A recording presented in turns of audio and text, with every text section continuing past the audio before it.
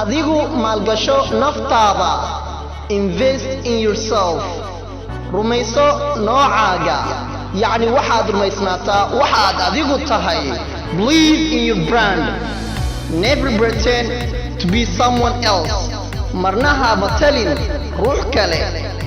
waxaad kaliya noqon doontaa waxaad adigu aaminsan tahay. You become only what you believe.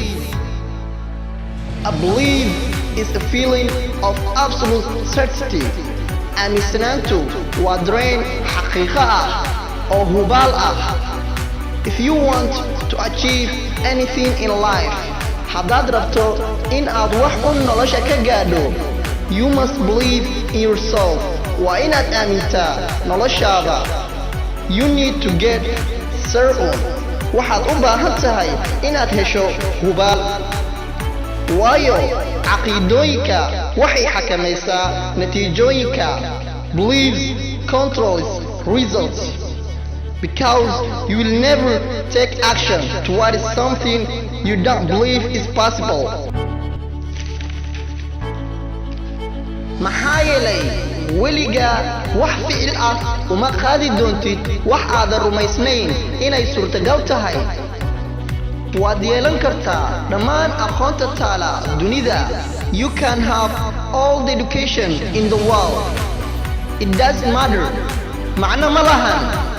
You have to say there's not doubt in my mind. waa inaad tidhaahdaa shaki kuma jiro. This goal I have.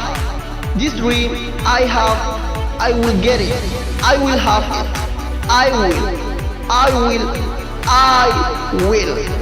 hadafkan aan leeyahay, riyadan aan leeyahay, waxaan qabaa in aan helayo. waan heli doonaa, waan helayaa, waan yeelayaa oo waan yeelayaa.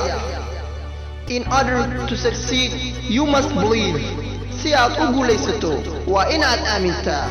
In order to believe, you must succeed. si aad u aamintana waa inaad guulaysataa. You are good enough. waad fiican tahay. You must be good enough. waa inaad fiicnaataa.